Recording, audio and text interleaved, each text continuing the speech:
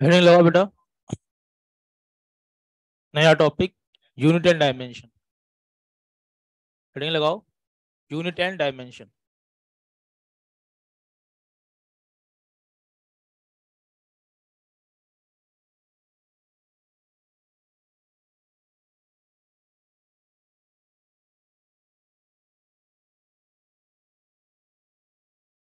देखो, चैप्टर पढ़ने से पहले आप चैप्टर के बारे में जान लो। आप मान के चलो आपके लिए कम से कम 8 मार्क्स। ठीक है, 2022 में 12 मार्क्स थे यहाँ से, है ना। और 2023 में अभी 2 क्वेश्चन है, 8 मार्क्स।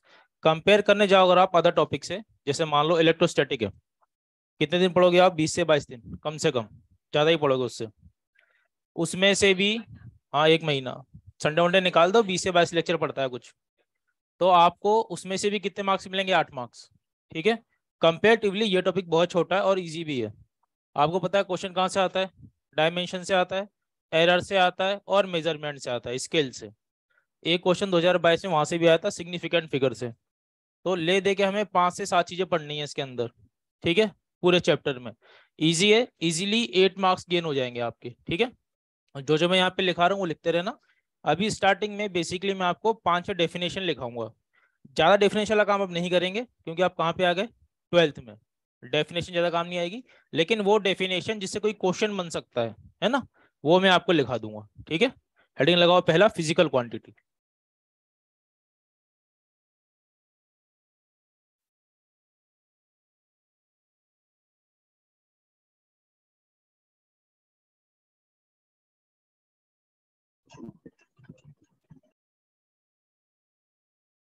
कुछ 5 6 डेफिनेशन है, ये लिख लो, फिर हम सीधे क्वेश्चन पे आएंगे जहां से क्वेश्चन आता है एग्जाम में, है ना।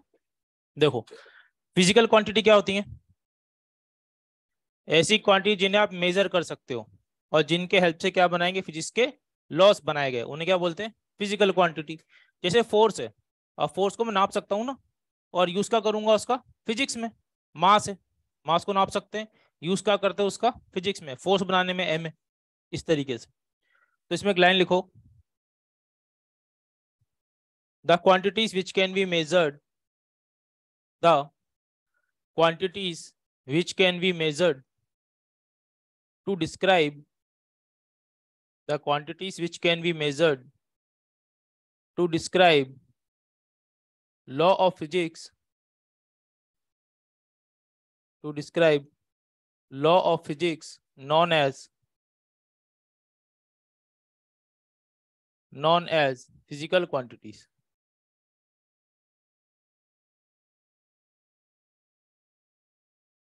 तो ऐसी क्वांटिटी जिन्हें आप मेजर कर सकते हो और जिनकी सहायता से क्या करोगे? फिजिकल लॉस को बनाओगे, उन्हें क्या बोलेंगे? Physical quantity. किसी भी फिजिकल क्वांटिटी को ऐसे लिखा जाता है, Q equal to N U. यहाँ Q क्या है? फिजिकल क्वांटिटी है। एन है आपका नंबर, और यू है आपका यूनिट। जैसे मान लो आपको मास लिखना है अगर, तो आप कैसे लिखोगे? 5 kg। तो नंबर और यूनिट होना चाहिए।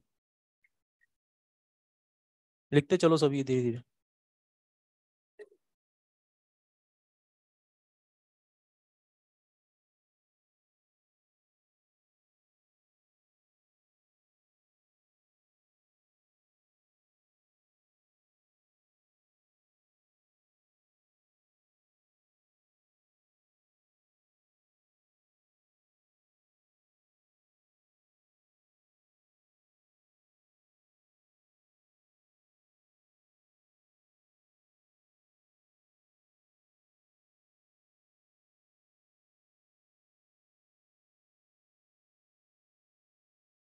हम चीजों को मेजर कर रहे हैं, और मेजर करने की यूनिट अलग अलग है। ठीक है, जैसे हमारे यहाँ पे आपने सुना हो अगर, तो गिरिराज जी की जो परिक्रमा है वो 7 कोस की है, सुना है? मतलब 21 किलोमीटर। क्रिकेट की जो पिच होती है वो 22 गज की होती है ना। तोला सुना है? 10 ग्राम के आसपास। शेर सवार शेर समझते हो? देखो, अब किलोग्राम की जगह हम लोग यूज करते थे शेर सवा शेर, है ना। हम लोग यूज करते हैं तोला, 10 ग्राम के आसपास, है ना। ऐसे ही मीटर की क्या यूज करते थे? गज। और किलोमीटर की जगह कोस। तो हमारे पास नापने के जो तरीके हैं वो अलग हैं। अभी हम किस में नापते हैं? मीटर में। ऐसे दुनिया भर में नापने के अलग अलग तरीके हैं। इनमें से हमें कुछ पढ़ने हैं। एक पढ़ना है सीजीएस, एक एफपीएस और एक एमकेएस। पढ़ना आपको बेसिकली एक ही है। पढ़ना आपको सिर्फ एक है, कौन सा? एमकेएस। बाकी दो में क्या देखना है? कन्वर्जन। क्या ये तीन ही होते हैं और बहुत सारे हैं? बहुत सारे हैं, बट देखने हमें तीन ही है। लिखते चलो मेरे साथ। सी स्टैंड करेगा for centimetre, gram, second. Foot, pound,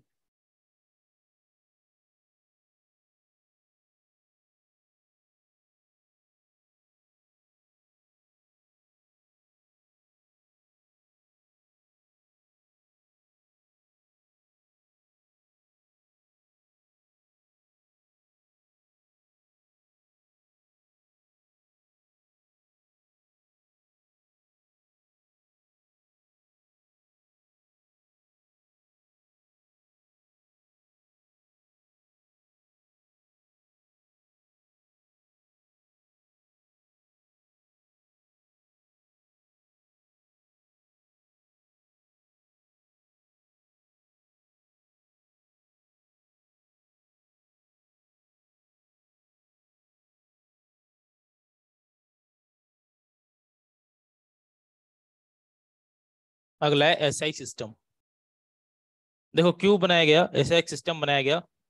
पहले के टाइम पर जब व्यापार स्टार्ट हुआ देशों के बीच में, बिजनेस स्टार्ट करा सबने, तो करेंसी नहीं थी, मतलब रुपया, डॉलर, पाउंड ये सब नहीं था। तो लोग क्या करते थे? एक्सचेंज करते थे आइटम्स को। जैसे मान लो हम, हाँ, गेहूं दे रहे हैं और उनसे चीनी ले रहे हैं या ऐसा कुछ भी। अब अलग अलग जगह पर नापने का तरीका अलग अलग है। अब मान लो हम लोग उनको गेहूं दे रहे हैं 10 किलो, बदले में हमें चावल मिल रहे हैं 10 पाउंड। हमारा फायदा है नुकसान है? नुकसान है। पौंड आधे किलो के आसपास होता है, उससे भी थोड़ा छोटा होता है ना? तो हमने दिया तो कितना? 10 किलो, बदले में मिला कितना? 5 किलो से भी कम। इस समस्या को दूर करने के लिए एक सिस्टम को क्या बना दिया गया? International system. उसे क्या बोला गया? SI system, international system of unit. तो अब देखो, जो ब्रिटिशर थे ना, अंग्रेज, वो लोग यूज कर रहे थे एमकेएस। ठीक है। सबसे ज्यादा देशों में कौन जाते थे? वही लोग जाते थे। अब उनके लिए एमकेएस नोन है, वो इंडिया आ रहे तो मान लो यहाँ भी एमकेएस नोन हो गया। वो कहाँ जा रहे हैं? अमेरिका, तो वहां भी क्या है? एमकेएस नोन हो गया। तो अब लेन देन आसान हो गया। तो अंग्रेजों का सिस्टम था एमकेएस, उससे क्या बना दिया गया? एसआई सिस्टम बना दिया। एक लाइन लिख लो इसमें बस। It is modified form of MKS system. It is modified form of MKS system.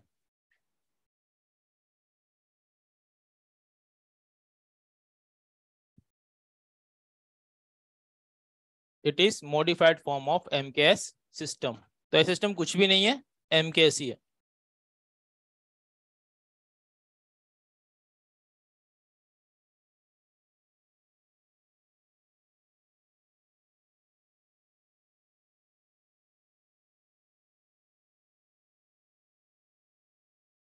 अगला लिखो फंडामेंटल क्वांटिटीज।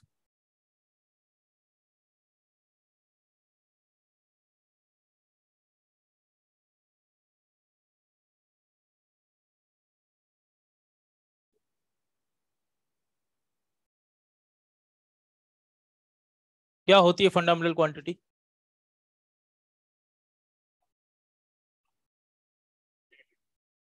ठीक है, देखो थोड़ा इलिब्रेट करते हैं इसको।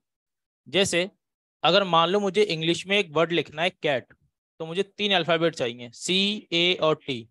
इसी तरीके से अगर आपको कोई यूनिट लिखनी है तो आपको कुछ बेस चाहिए होते हैं। जो काम इंग्लिश में ABCD करती है, वो काम यूनिट में या डायमेंशन लिखने में कौन करता है? Fundamental quantities. मतलब इनकी हेल्प से बाकी सबको लिखा जाना है। डेफिनेशन देखो कैसे बनाई जाएगी। जैसे एक वर्ड है CAT, मैं आपसे कह रहा हूं आप दूसरे किसी अल्फाबेट का यूज करो, A से लेके Z तक, और मुझे C लिख के दिखाओ। जैसे XYZ ले लो, है ना, LMNOP ले लो, क्या C लिखना पॉसिबल है? इसी तरीके से कोई भी फंडामेंटल क्वांटिटी किसी दूसरी फंडामेंटल पर डिपेंड नहीं करेगी। समझ के क्या बोल रहा हूं? एक लाइन लिखो इसमें। लिखो those physical quantities which are those physical quantities which are independent of other base quantities. Those physical quantities which are independent of other base quantities known as fundamental quantities.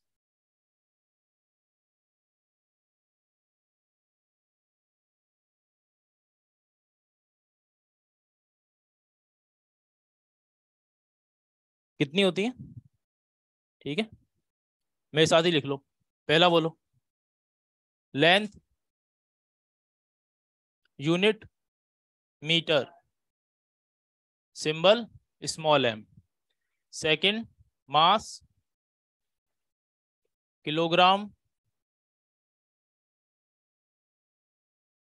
Symbol kg। तीसरा, time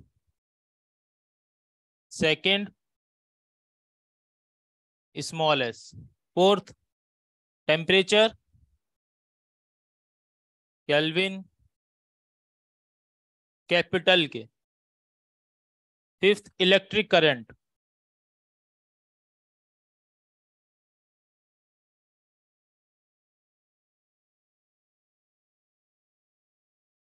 capital है। अगला, luminous intensity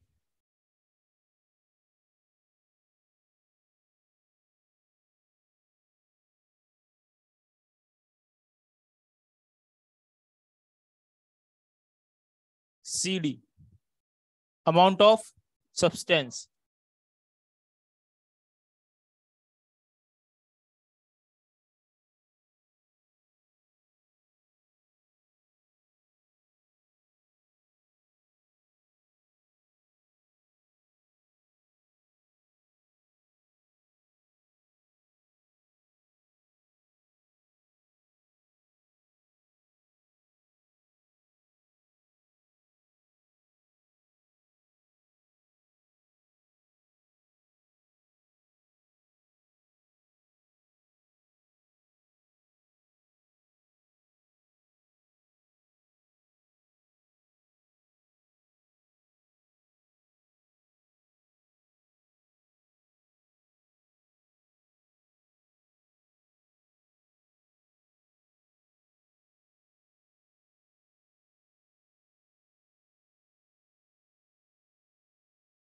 आप सब लोग well known हो, metre क्या होता है, केजी क्या होता है, सेकंड क्या होता है, समझते हो?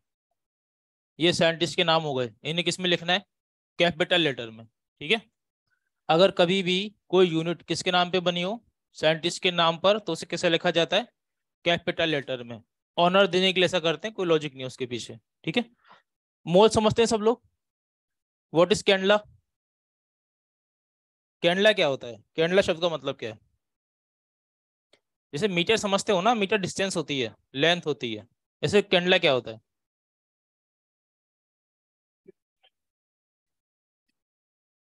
कैंडला का मतलब है कैंडल। क्या चीज है? कैंडल। देखो, स्टार्टिंग में जब बल्ब बना होगा, मान लो दो तीन बल्ब बन गए, अब कंपेयर तो करना पड़ेगा ना, किसकी लाइट ज्यादा है किसकी लाइट कम है। तो ऐसे कंपेयर किया कि यहाँ पे एक प्लेन लगा दिया और इधर एक बल्ब जलाया। इस बल्ब को जलाने की वजह से यहाँ पे क्या है? चमक। लूमिनस का मतलब होता है चमक। तो यहाँ पे चमक देखी और इधर जलाई ये कैंडल। अब चमक को हम लोग आंखों से मेजर कर सकते हैं क्या? अरे कर सकते हैं। इस कमरे में दो लाइटें बंद कर दूं, क्या थोड़ा सा अंधेरा दिखाई देगा? ठीक है, तो इधर लाइट ज्यादा इधर लाइट कम है। एक कैंडल जलाई, फिर दो जलाई, ऐसे करके 10 जला दी। अब हमने देखा इधर और इधर चमक कैसी हो गई है? बराबर। तो हमने कहा इस बल्ब की जो लाइट है वो 10 कैंडल के बराबर है। Candela Greek word. ठीक है, तो कैंडल क्या बन गया? कैंडला। कोई दूसरा बल्ब था, उसकी लाइट कितनी थी? 5 कैंडल के बराबर। ये पुराना तरीका हो गया पावर को नापने का, बल्ब की इंटेंसिटी को। आजकल किसमें नापते हैं? वाट। सुना ना, 40 वाट का बल्ब, 100 वाट का बल्ब। ठीक है,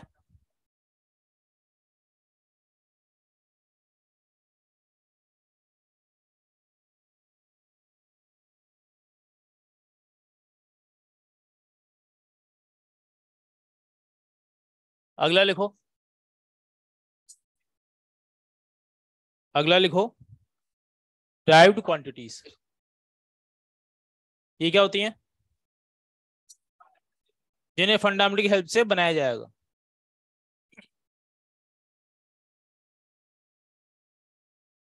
लिखो इसमें, the physical quantities which are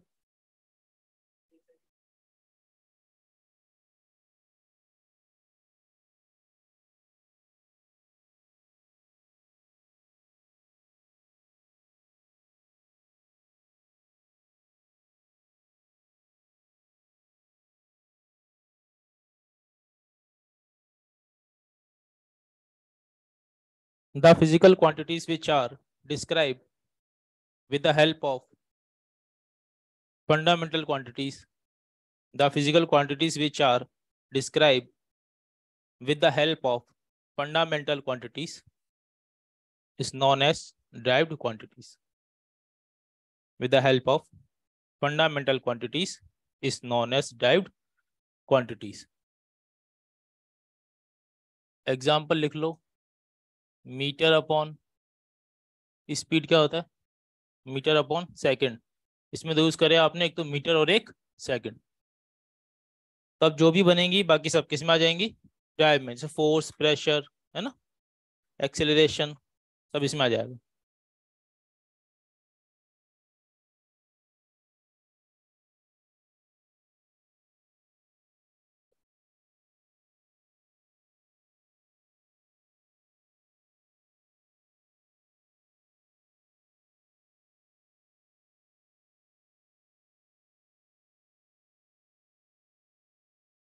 अगला लिखो, supplementary quantities.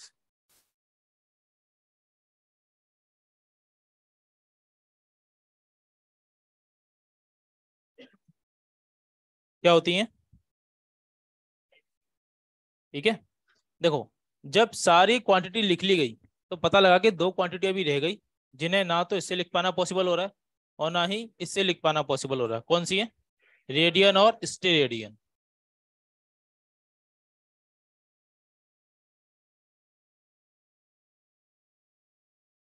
Plane angle, radian. Formula बोलना, आर्क अपॉन रेडियस।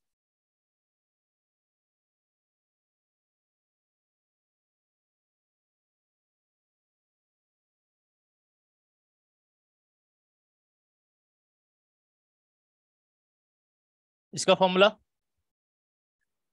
ऐसे लिखोगे, ohm equal to delta S by R square. ठीक है, नोटेशन क्या है इसका? ओम, रेजिस्टेंस वाला।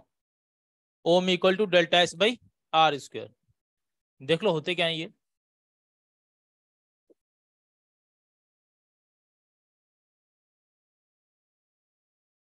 एक स्फेयर है, इसमें से हमें कोन काट रहे हैं। ठीक है, कोन मतलब बड्डे वाली टोपी, है ना, वो होता है प्योर कोन आपका।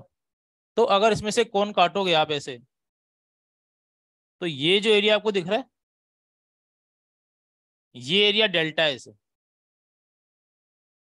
ठीक है, ये जो कोन है, इसका ये वाला पोर्शन, ये जो एरिया होगा पाई आर स्क्वायर वाला, ये क्या है? Delta S. और आर क्या इसका लेना है?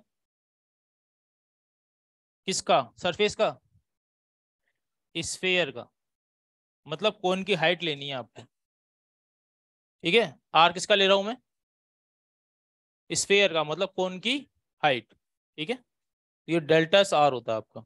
बनाओ डायग्राम, याद है जाएगा थोड़ा सा।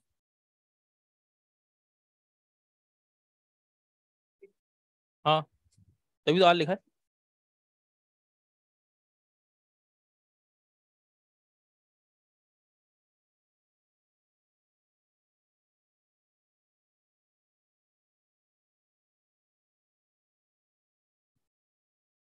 देखो, ये आपको पढ़ाया नहीं जाता, इसलिए याद रखना अब। अगर आपको कहीं क्वेश्चन मिल जाए किसका, सॉलिड एंगल का, तो नीट में बेटा नहीं है ये, है ना, ये नहीं पढ़ाते नीट के अंदर। तो अगर मिल जाए तो याद रखना, डेल्टा एस क्या होता है? ये अपर सरफेस है यहाँ पर, और ये आर किसका है? कोन की हाइट है। ये एंगल आपको ऐसे दिखाई देगा, समझ गए ना? ऐसा है 3D में पूरा।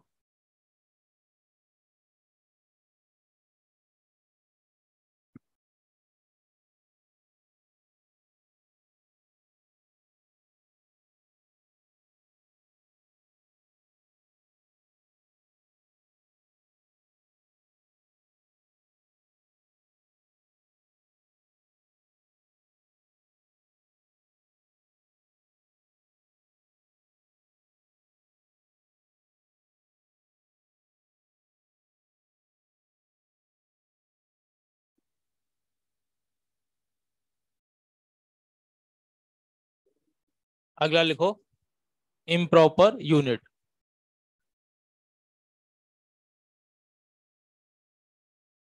जैसे मान लो आपसे पूछा जाए कि इस पोडियम का वेट कितना है, क्या आंसर करोगे? पोडियम का वेट 25 kg, 40 किलो, है ना, 50 किलो। अब ध्यान से सुनो, मैंने आपसे पूछा क्या था? वेट। आंसर किस में करा आपने? केजी में। सही है गलत है? ये चीज क्या है? इम्प्रॉपर यूनिट है। देखो बोलचाल की भाषा में हम वेट के लिए भी केजी ही यूज कर रहे हैं। जैसे मान लो तुम्हें सब्जी लेनी है, तो सब्जी वाले के पास जाओगे तो क्या बोलोगे? 10 किलो आलू या 10 न्यूटन आलू? आप लोग फीस पढ़ते हो, आपको पता है वेट किस में होता है? न्यूटन में। लेकिन बोलचाल में क्या यूज करेंगे? केजी। कोई मुझसे पूछे बताओ मेरा वेट कितना है, तो मैं कैसे बोलूंगा? 70 kg, 80 kg, है ना? न्यूटन थोड़ी बोलूंगा। ठीक है।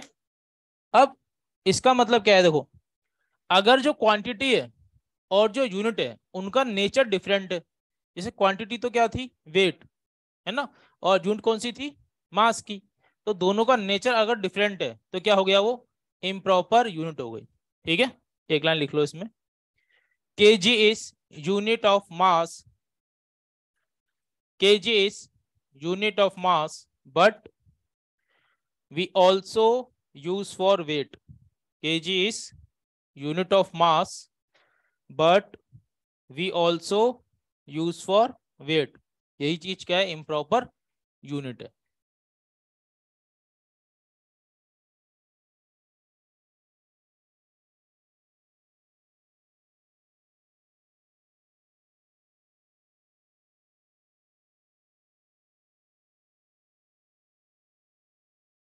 अगला लिखो प्रैक्टिकल यूनिट। अगला लिखो प्रैक्टिकल यूनिट।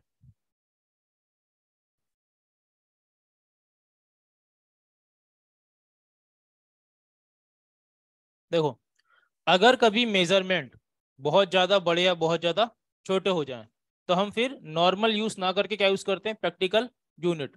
जैसे किसी स्टार की डिस्टेंस नापनी है तो क्या करेंगे? लाइट ईयर, ना कि मीटर, है ना, ना किलोमीटर, क्या करते हैं? Light year. जैसे मैं आपसे पूछ रहा हूं, मान लो हीलियम के न्यूक्लियस का मास कितना होगा? हीलियम के न्यूक्लियस का मास 4 AMU। आपने सर केजी में कराया एयू में, क्यों? कन्वीनियंट है। और जो डायमेंशन है, मतलब जिसमें नापा जा रहा है, वो कितना है? बहुत ज्यादा छोटा हो चुका है अब। तो अगर मेजरमेंट कभी बहुत बड़े या बहुत छोटे हो जाएं तो हम लोग क्या यूज करते हैं? फिर प्रैक्टिकल यूनिट का यूज करते हैं। समझ गए?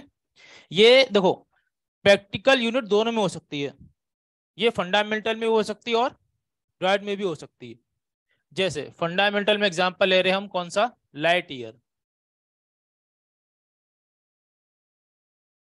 उसको आप लिखोगे LY। क्या नापेगा ये? डिस्टेंस। किसमें आया ये? फंडामेंटल। देखो मैंने मीटर से रिप्लेस किया है इसको, तो किसमें आएगा? फंडामेंटल में। सेकंड आप ले लो हॉर्स पावर।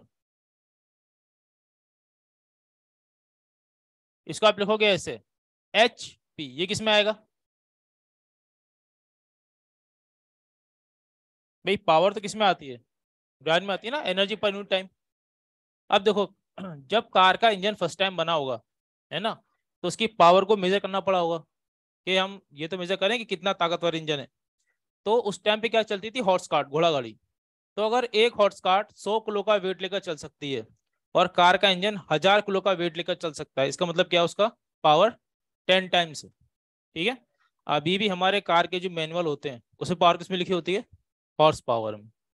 नोट कर लो ये।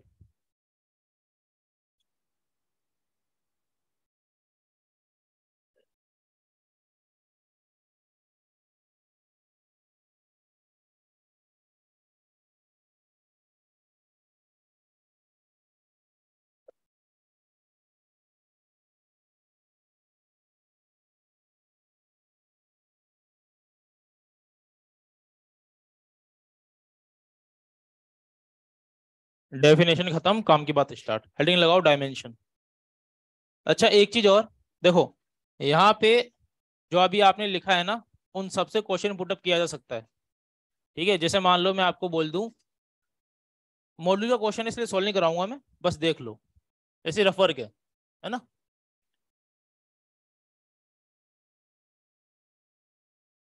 मैं आपको बोलूं फोर्स, वेलोसिटी और मास, ठीक है, एक वेलोसिटी, टाइम और डिस्टेंस या डिस्प्लेसमेंट। क्या ये तीनों, ये ए है और ये बी है, मुझे बताओ क्या ए फंडामेंटल क्वांटिटी बन सकता है क्या? हाँ या ना? बी, ए बन सकता है, बी नहीं बन सकता। आप डेफिनेशन ध्यान से समझो। डेफिनेशन ये कहती है कि कोई भी फंडामेंटल क्वांटिटी किसी दूसरे फंडामेंटल पर डिपेंड नहीं होनी चाहिए। जैसे आप फोर्स, वेलोसिटी और मास का इस्तेमाल करके फोर्स नहीं बना सकते। इन तीनों में से किसी भी दो का यूज करके किसी को बनाना पॉसिबल नहीं है, ठीक है। लेकिन ये पॉसिबल है, डिस्प्लेसमेंट अपॉन टाइम क्या बन जाएगी? वेलोसिटी। तो ये फंडामेंटल में एंटर नहीं हो सकती, जबकि ये एंटर हो सकती है। मॉड्यूल में क्वेश्चन आपने देखा भी होगा, है ना, समझ में आया? तो डेफिनेशन पे भी क्वेश्चन है, समझ आया? इसलिए ये 5 डेफिनेशन लिखाई, जो आपको 5 डेफिनेशन ये समझ में आनी चाहिए आपको ना, कौन सी चीज क्या होती है। जैसे मान लो कुछ भी लिख देगा वो लिख देगा ऐसे लाइट ईयर, है ना, और लिख देगा ये फंडामेंटल है, सप्लीमेंट्री है, ड्राइव्ड है, एक नन ऑफ दिस बन गया, 4 ऑप्शन बन गया क्वेश्चन, ठीक है। तो आपको याद रखने डेफिनेशन सारे। आप हेडिंग लगा लो डायमेंशन।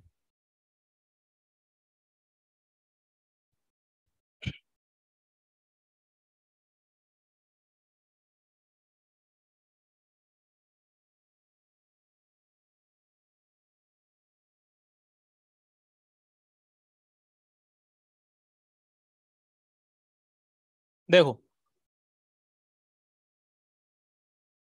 क्या आपको डायमेंशन लिखना आता है? अगर नहीं आता है किसी को तो यहाँ देखना 5 मिनट, ठीक है, सीख जाओगे, है ना, बहुत इजी है। सबसे पहले आपको ब्रैकेट बनाना है और लिखना है एम एल और टी। मैकेनिक्स में जितने भी डायमेंशन है वो सब एम एल और टी से बन जाते हैं, जैसे फोर्स, प्रेशर, सरफेस टेंशन वगैरह, ये सब, है ना, एक्सीलरेशन, मोमेंटम, ये सब इससे बन जाता है। तो हम एम एल और टी को रखते ही हैं साथ में। इसके बाद अगर किसी और की रिक्वायरमेंट होगी तो उसको भी यहाँ लिखा जाएगा। जैसे मान लो करंट आ गया कहीं पे, तो यहाँ क्या लिखा जाएगा फिर? एम्पियर का ए। तो पहला तो ये है कि यहाँ पे क्या लिखी जाती है? सिर्फ फंडामेंटल क्वांटिटीज, ठीक है। ये ब्रैकेट इसलिए बनाए थे ताकि समझ में आ जाए कि हाँ कंप्लीट हो गई है, वरना ए जीरो, मोल जीरो, कैंडला जीरो सब लिखना पड़ेगा फिर। तो ये बना दिया। अब क्या है, डेफिनेशन ध्यान से सुनो, लिखाऊंगा नहीं मैं। फंडामेंटल क्वांटिटीज को किस पावर से रेस किया जा रहा है to describe the derived quantity is known as dimension. Fundamental quantities को किस पावर से रेस किया जा रहा है to describe the derived quantity is known as dimension. आप इनके पावर क्या लगाओगे वो क्या बन जाएगी? डायमेंशन बन जाएगा। जैसे एग्जांपल के लिए अगर सबसे पहले हम ले लेते हैं स्पीड। स्पीड क्या होता है? Metre upon second. अच्छा, यहां पर इस फॉर्मूले में एम किसके लिए? एल और टी टाइम, ठीक है। अब देखो, मीटर अपॉन सेकंड, सबसे पहले आप ब्रैकेट बनाओ, उसमें एम, एल और टी लिख लो। इसके बाद यहां पर आओ, देखो यहाँ पे केजी है क्या, तो मास की पावर कितनी हो गई? गलती मत करना, यहाँ एम मास के लिए है और यहाँ वाला एम मीटर के लिए। तो केजी जीरो है तो एम की पावर जीरो। मीटर है, पावर कितनी है? 1, तो एल की पावर, टाइम नीचे ऊपर आएगा तो ये डायमेंशन बन गई, बस यही करना है। अगला देखो, acceleration, metre upon second square. Again KG नहीं है तो एम जीरो, एल के लिए 1, टी के लिए -2। अगला है फोर्स। फोर्स वैसे लिख दूं एम इंटू ए। अब देखो, एम 1 ए कितना है L1T-2, कितना आया M1L1T-2। ठीक है, अगला ले लो एक और वर्क। वर्क क्या लिखे, फोर्स इंटू डिस्प्लेसमेंट।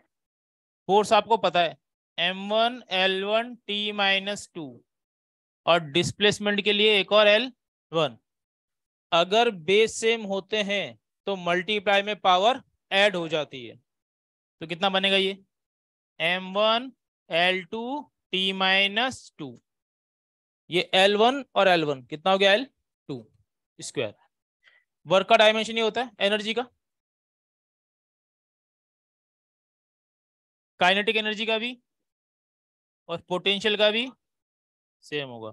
इसका मतलब अलग अलग क्वांटिटी का एक ही डायमेंशन हो सकता है। ठीक है, ये 4-5 लिख लो।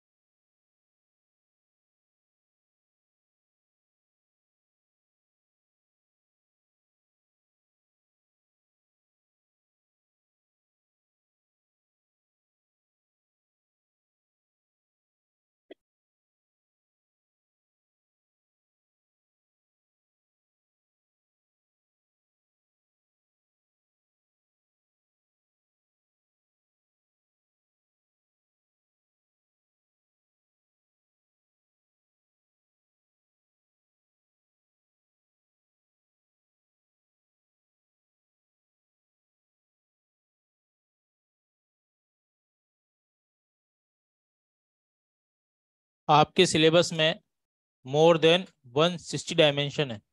ठीक है, 160 से भी ज्यादा है। क्या 60 डायमेंशन याद करने पड़ेंगे क्या? नहीं। देखो, डायमेंशन को याद करना ही नहीं है, और करोगे तो कर भी नहीं पाओगे क्योंकि बहुत सारे हैं और कंफ्यूजिंग भी रहेंगे, किसकी पावर 1 किसकी पावर 2, है ना। अब एक चीज समझो, जितने ज्यादा आपको फॉर्मूले याद हैं उतनी आपको क्या याद है, डायमेंशन। जैसे अगर फोर्स लिखना है तो फोर्स क्या होता है M×A। अगर वर्क लिखना है तो फोर्स इंटू डिस्प्लेसमेंट। ऐसे मान लो मैं आपसे बोल देता प्रेशर लिखो, force upon area,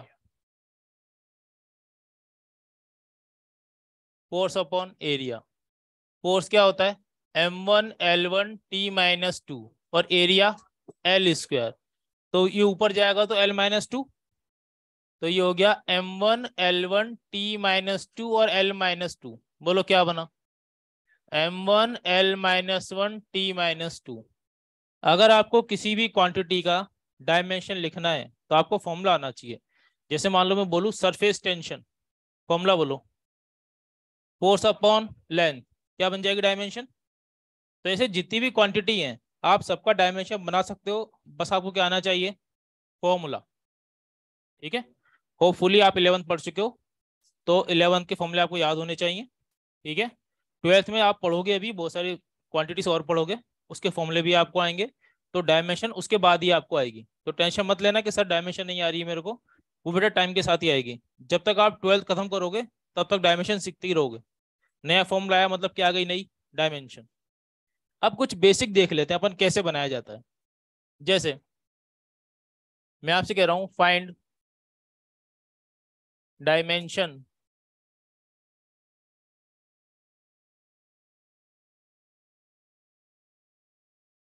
of capital G. ठीक है, एक में करा दूं या कर लोगे, निकालो जी का डायमेंशन बताओ, कैपिटल जी का।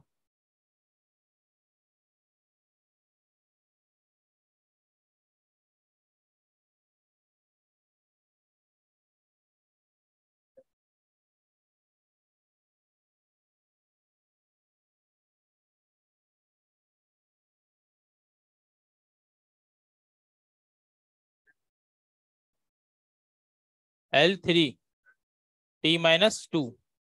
ठीक,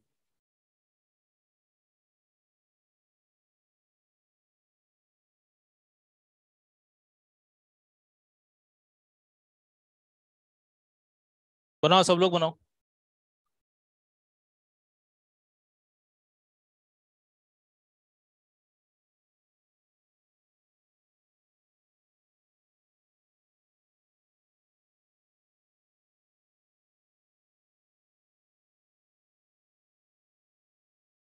आ गया?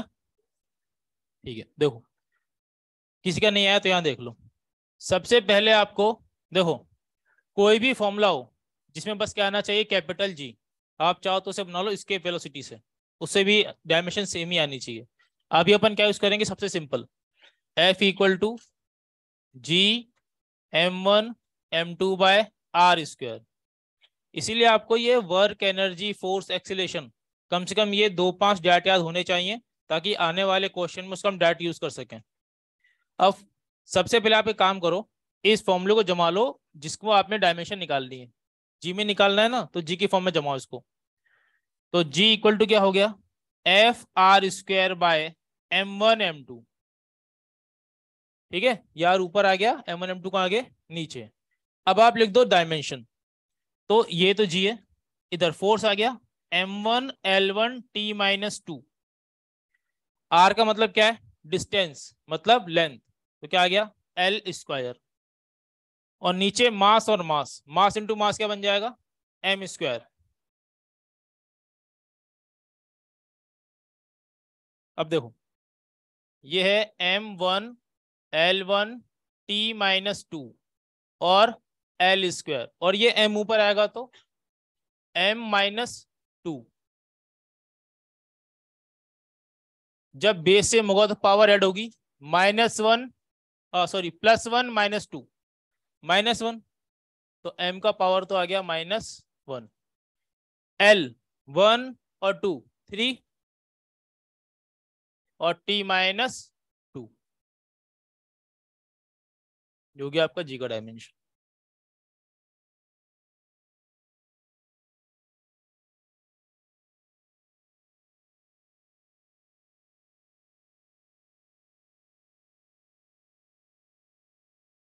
ये क्या है, ε0। डायमेंशन बताओ इसका।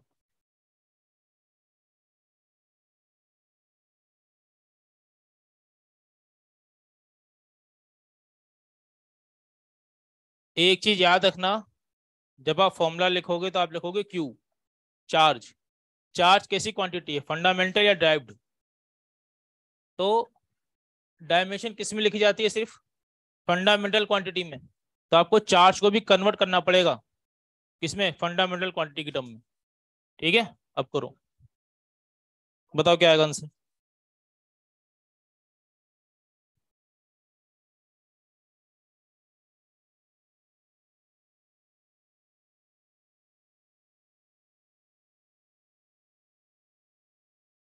ट्राई करो सब लोग। अरे I = Q/T ना, करंट तो फंडामेंटल है। फोर्स इक्वल टू, तुम्हें फॉर्मूला याद नहीं है?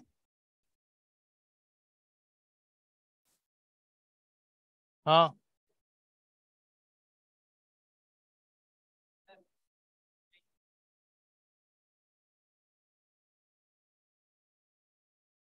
अरे के को क्या लिख देते हैं, 1/4 पाई ε0।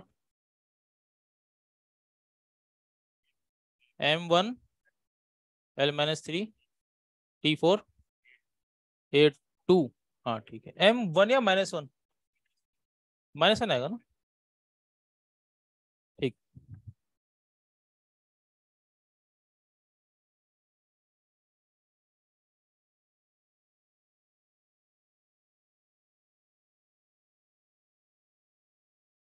फॉर्मूला आपके सामने, रीअरेंज करो उसको, डायमेंशन लिखो और आंसर बताओ।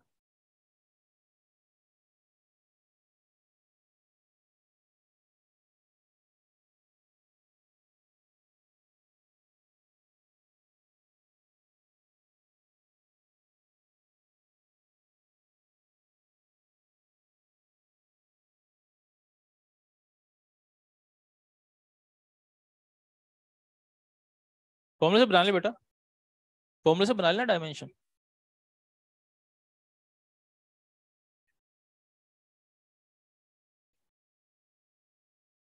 कितना आया,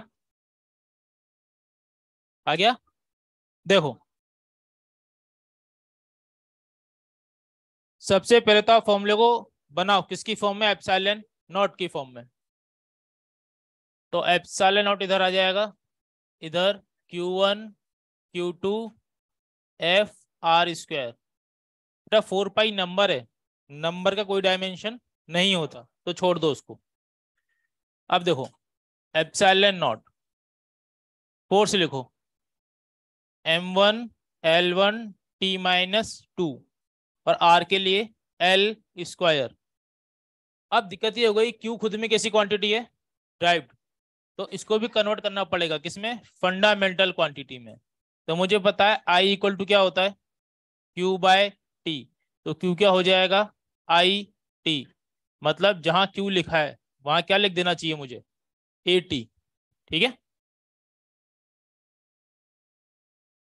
अब देखो Q इंटू Q क्या बन जाएगा, Q स्क्वायर। तो यहाँ क्या लिख देना चाहिए, A स्क्वायर T स्क्वायर। तो यहाँ लिख दिया मैंने A स्क्वायर और T स्क्वायर। इनको ऊपर ले आओ, M ऊपर आएगा तो M-1, L 1 और L 2 कितना हो गया, L3 ऊपर आएगा तो -3, T-2 ऊपर आएगा तो +2 और 2 कितना हो गया 4 और A स्क्वायर। ये क्या बन गई आपकी डायमेंशन। ठीक है।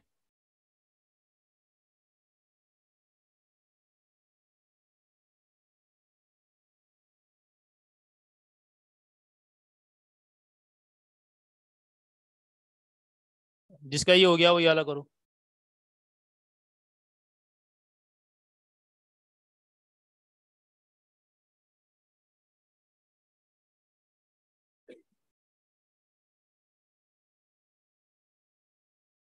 गैस कांस्टेंट है ना, आर की डायमेंशन गैस कांस्टेंट। फॉर्मूला बोलो, बनाओ।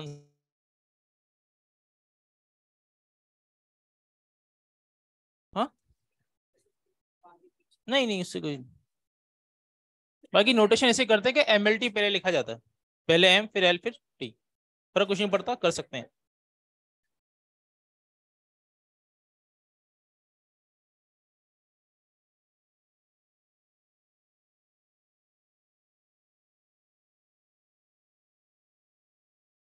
हाँ M1 L2 T-2 K और mole, mole inverse kelvin inverse. ठीक।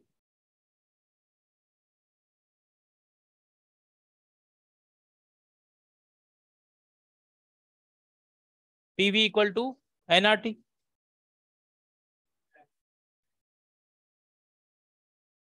ठीक है सही है।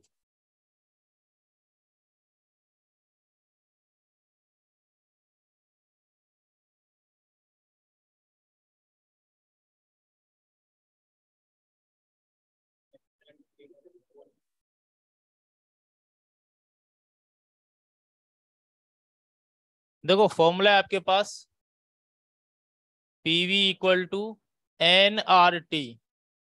सबसे पहले R के लिए फॉर्मूला बनाओ, PV/NT। ठीक है। अच्छा PV क्या होता है, P इंटू वॉल्यूम करोगे, आप याद करो आइसोबारिक प्रोसेस का वर्क डन क्या होता था, P.dV याद है। मतलब प्रेशर क्या करूंगा तो वर्क बनेगा, देख लो। जैसे प्रेशर क्या लिखा जाए, फोर्स अपॉन एरिया और इनटू वॉल्यूम। फोर्स को ऐसे ही रहने दो, एरिया क्या बनता है L स्क्वायर और वॉल्यूम क्या बनेगा L3। क्या बचा, फोर्स इंटू लेंथ, ये क्या है वर्क। तो प्रेशर इंटू वॉल्यूम का डायमेंशन क्या बनेगा, वर्क के बराबर बनेगा। तो इसको लिख दो M1 L2 T-2। अब मोल ऊपर आएगा तो मोल इनवर्स, टी ऊपर आएगा तो केल्विन इनवर्स। देखो मैं यहाँ पे टीटा लिख रहा हूँ, एनसीईआरटी ने, है ना, इसको यहाँ पे क्या नोटेशन दी है टीटा। आप केल्विन दे तो गलत बात नहीं है, वो भी ठीक है, बट अकॉर्डिंग टू एनसीईआरटी क्या लिखा गया है? थीटा, तो थीटा लिख लो, कोई बात नहीं।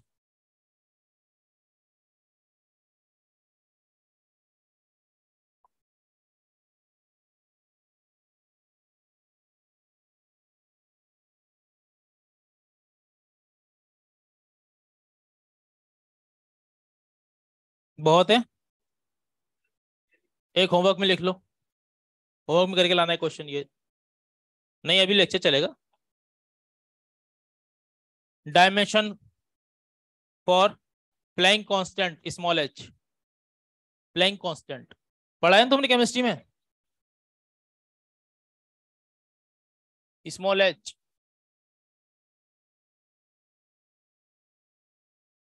अरे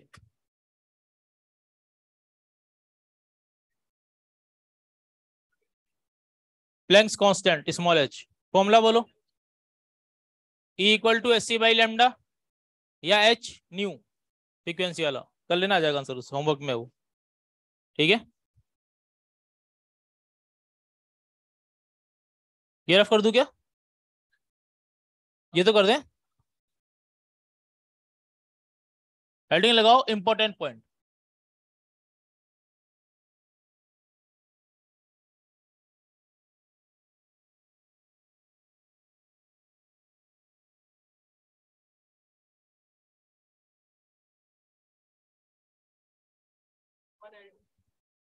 M1L2 T-1।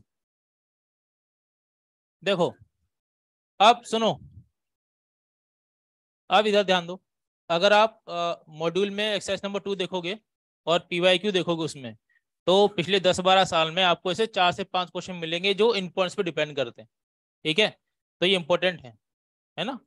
इन पॉइंट की हेल्प से अननोन इक्वेशन में किसी भी कांस्टेंट का डायमेंशन निकाला जाता है। पहला पॉइंट लिखो, या सुनो पहले इसको देखो। जैसे मान लो मैं तुमसे कहूं कि 5 किलो में से 2 किलो निकाल दो, कितना बचा? 3 किलो। 5 किलो में से 2 मीटर निकाल दो, निकालना पॉसिबल नहीं है। पहला पॉइंट, आप उन्हीं क्वांटिटी को प्लस और माइनस कर पाओगे जिनके डायमेंशन कैसे होने चाहिए? सेम। लिखो पहला point. We can only add और सब्ट्रैक्ट, पहला पॉइंट लिखो। We can only, we can only add और subtract those physical quantities, those physical quantities which have same dimension. We can only add or subtract those physical quantities which have same dimension, जिनके dimension क्या हो? Same हो। अच्छा, क्या work में से energy को माइनस कर सकते हैं? कर सकते हैं। दोनों के डायमेंशन कैसे होते हैं? सेम होते हैं। ठीक है, अगला पॉइंट लिखो। if we divide if we divide two physical quantities, if we divide two physical quantities which have same dimension, if we divide two physical quantities which have same dimension, then resultant quantity then resultant quantity is dimensionless, then resultant quantity is dimensionless। अगर आप ऐसी दो quantity को divide कर दो जिनके dimension क्या हो? सेम, तो फाइनल रिजल्ट क्या बनेगा आपका? डायमेंशनलेस बनेगा। जैसे फोर्स ऑफ फ्रिक्शन, ठीक है, फॉर्मूला बोलो। म्यू एन, म्यू कैसे लिखा जाए? Force of friction upon normal. क्या फ्रिक्शन भी फोर्स है और नॉर्मल भी? तो डायमेंशन क्या हो जाएंगे इसके? 0 हो जाएंगे सब। क्या बचेगा? डायमेंशनलेस। ठीक है, अब एक चीज सुनो, आपने ऐसा भी देखा होगा, जब भी किसी क्वेश्चन में ऐसा लिखा होता है सरफेस का friction coefficient mu equal to 0.2, उसके बाद कुछ ही लिखा नहीं होता, मतलब ना तो कोई यूनिट और ना ही कोई डायमेंशन। इसका मतलब ये डायमेंशन लेस है और यूनिट लेस भी है। और क्वांटिटी ऐसी बताओ फिजिक्स में जो डायमेंशन लेस और यूनिट लेस दोनों है? स्ट्रेन है ना, रिलेटिव डेंसिटी, है ना। और वो तो रिफ्रैक्टिव इंडेक्स म्यू, ये सब क्या हो गए, डायमेंशनलेस है, और साथ में कैसे हैं, यूनिटलेस। अब स्टेटमेंट ध्यान से सुनना, मैं कह रहा हूं वो सारी क्वांटिटीज जो कैसी हो, डायमेंशनलेस, वो यूनिटलेस भी होंगी। सही है गलत है, गलत है, ठीक है। हर वो क्वांटिटी जो डायमेंशन लेस हो, जरूरी नहीं यूनिटलेस भी होगी। अभी हमने पढ़ा था थीटा एंगल, थीटा क्या होता है, आर्क अपॉन रेडियस, मतलब मीटर अपॉन मीटर। ये डायमेंशनलेस है क्या, हाँ, लेकिन यूनिट है इसके पास, रेडियन। ठीक है, स्टेटमेंट वापस सुनो, वो सभी क्वांटिटी जो यूनिट लेस हैं, डायमेंशनलेस भी होंगी। ये सही है, अंतर कर पा रहे हो दोनों में। अगर क्वांटिटी डायमेंशनलेस है तो जरूरी नहीं है कि यूनिटलेस हो भी सकती है और नहीं भी हो सकती। लेकिन अगर यूनिटलेस है तो डायमेंशनलेस होगी ही होगी। ठीक है, एग्जाम्पल लिख लो, समझ में आ गया इससे, एग्जाम्पल नोट कर लो।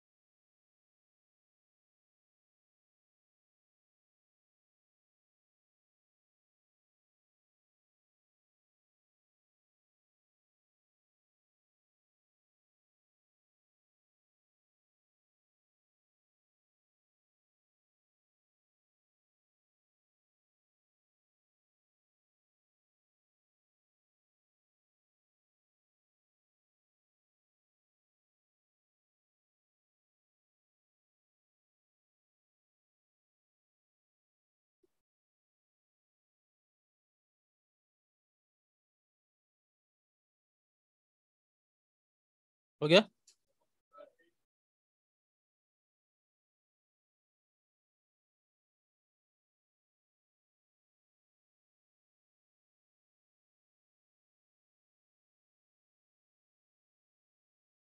अगला पॉइंट लिखो, all trigonometric, all trigonometric exponential and log function, all trigonometric exponential and log function are dimensionless. All trigonometric exponential and log function are dimensionless. मतलब साइन कॉस टेन ई की power x L N, ये सब कैसे बन जाएंगे, dimensionless बनेगा। ठीक है,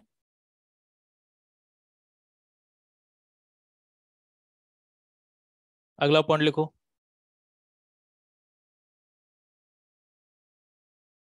equation has, equation has same dimension both side, equation has same dimension both side.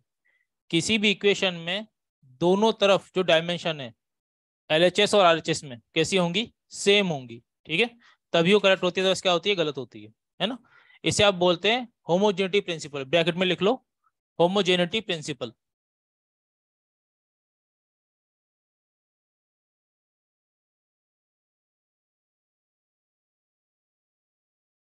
इसका नाम है बस प्रॉपर्टी का, होमोजेनिटी प्रिंसिपल, दोनों तरफ डायमेंशन कैसे हो, सेम हो। अब देखो इस पे क्वेश्चन कैसे बनाया जाएगा, है ना। अब मैं आपको बता चुका हूँ, मतलब आप मॉड्यूल खोलोगे तो आपको 4 से 5 क्वेश्चन मिलेंगे इस चीज के ऊपर 10-12 साल के अंदर, तो इंपॉर्टेंट तो है वो।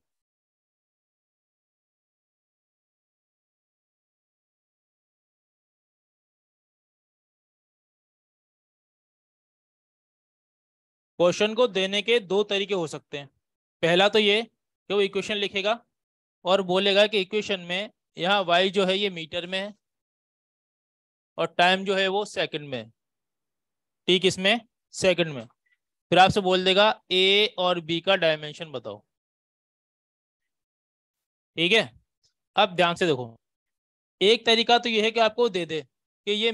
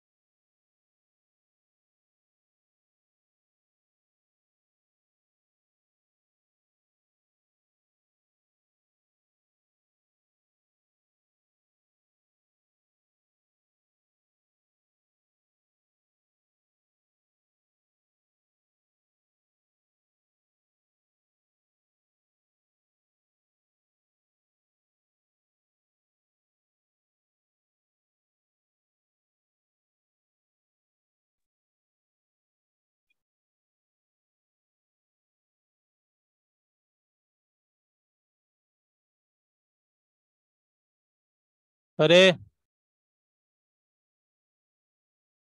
कोशिश मत करना दोबारा कैसा कुछ करने की, समझ गए? ये हा हुल्ला या ऐसा कुछ करने का दोबारा ट्राई भी मत करना मेरी क्लास में। बैठने नहीं दूंगा, नहीं तो।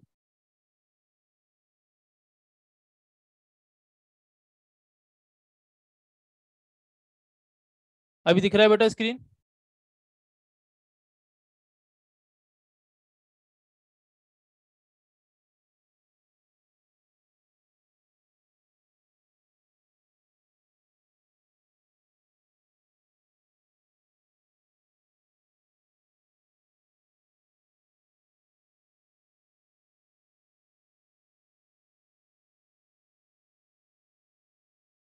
अभी स्क्रीन विजिबल है?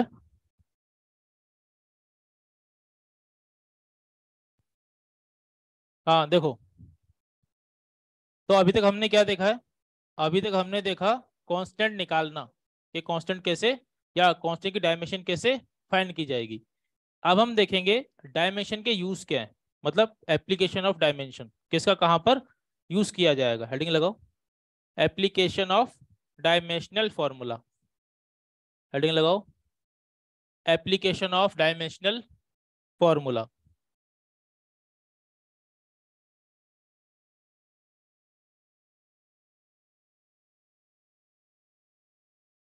Application of dimensional formula.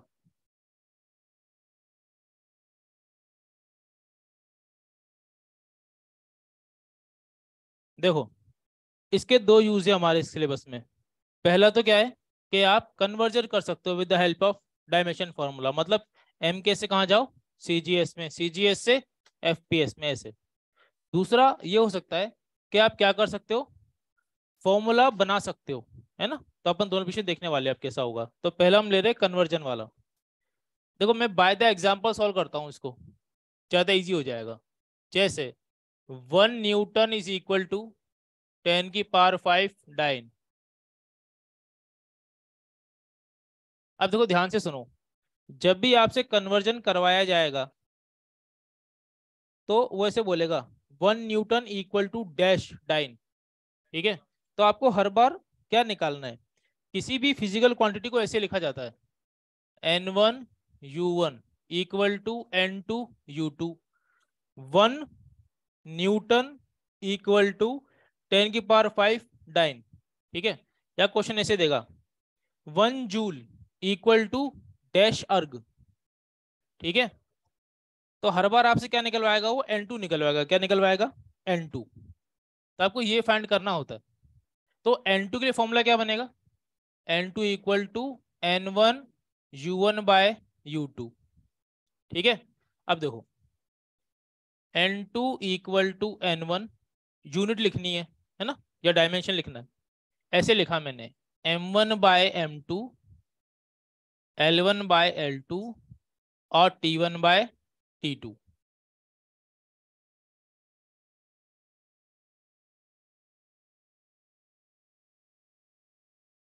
अब देखो एग्जाम्पल इसको माना लेता हूं। इधर क्या लिखा है, एम केस, है ना, फोर्स न्यूटन में, और इधर फोर्स सीजीएस में। मुझे बताओ एम के एस में फोर्स का डायमेंशन क्या होगा, M1 L1 T-2। और सीजीएस में M1 L1 T-2। Unit change करने से डायमेंशन चेंज नहीं होती, क्योंकि मास किलोग्राम में हो या ग्राम में हो, मास के लिए एम ही लिखा जाएगा। इसलिए यहां पर मैं दोनों पे डायमेंशन क्या लगा सकता हूं, सेम। तो डायमेंशन लगा दिया अपन ने ए बी और सी। अब ये फॉर्मूला आपको याद रखना है, ठीक है। देखो आपसे हर बार बच्चा इसी में गलती करता है बहुत ज्यादा, है ना। आपने मॉड्यूल पहले भी सॉल्व किया होगा तो आपको पता है इस वाले प्रोसेस में गलती होती होती है। अब मैं कुछ बातें कह रहा हूँ, उसे ध्यान में रखना है आपको, तो इजीली सॉल्व हो जाएगा क्वेश्चन। देखो N2 फाइंड करना होता है, पहली बात तो ये। N1 को बाहर लिख लेना, ऊपर वो क्वांटिटी लिखी जाती है जो क्वेश्चन में गिवन होती है। जैसे न्यूटन लिखा है ना, तो ऊपर क्या लिखूंगा, एम के एस।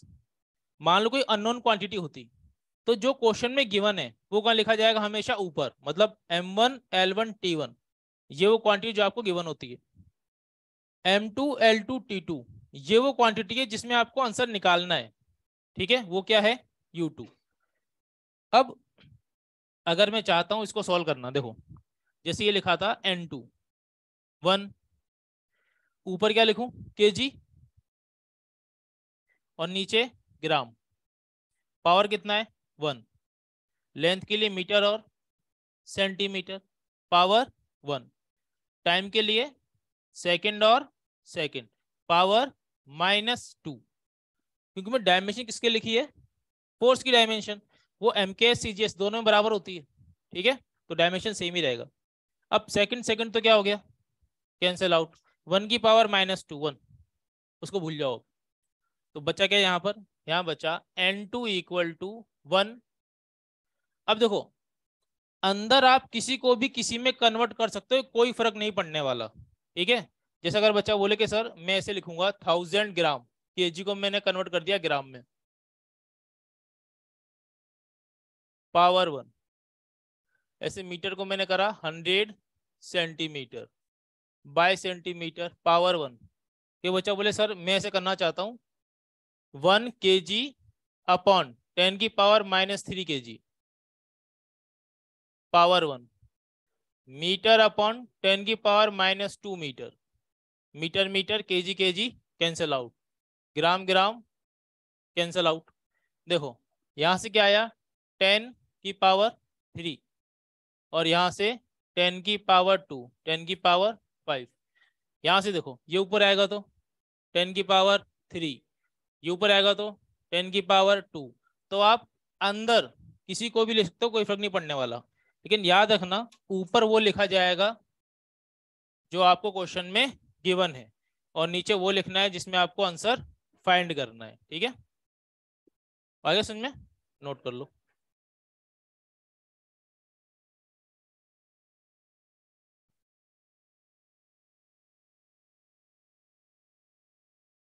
हाँ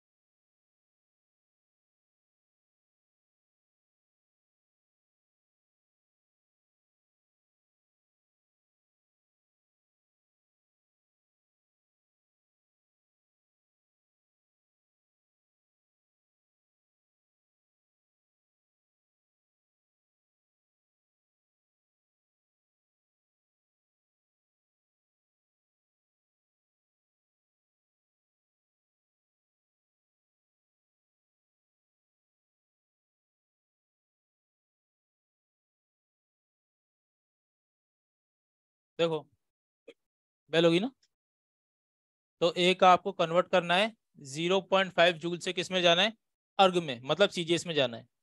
एक कन्वर्ट करना है kg मीटर क्यूब से किसमें, ग्राम सेंटीमीटर स्क्वायर में। एक आप क्या करना है,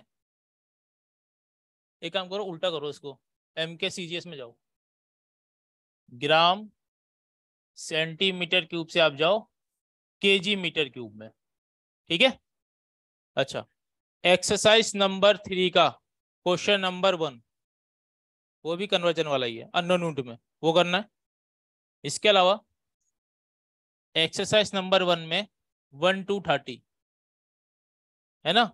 अभी देखो अपना कुछ पोर्शन बाकी है थोड़ा सा डायमेंशन का, तो आपसे जितने क्वेश्चन पॉसिबल अभी हो सकते हैं आप उतने कर लो, जो नहीं होंगे उसको डिस्कस कर लेंगे क्लास में ना, या कल आप पढ़ लोगे पूरा चैप्टर, मतलब डायमेंशन पूरी हो जाएगी अपनी कल, तो उसके बाद आप सॉल्व कर लोगे, ठीक है,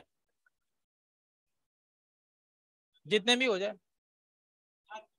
आराम से पढ़ो, जब तक पढ़ लोगे तब कर लेंगे खत्म। बहुत है 5, ज्यादा है 5 भी।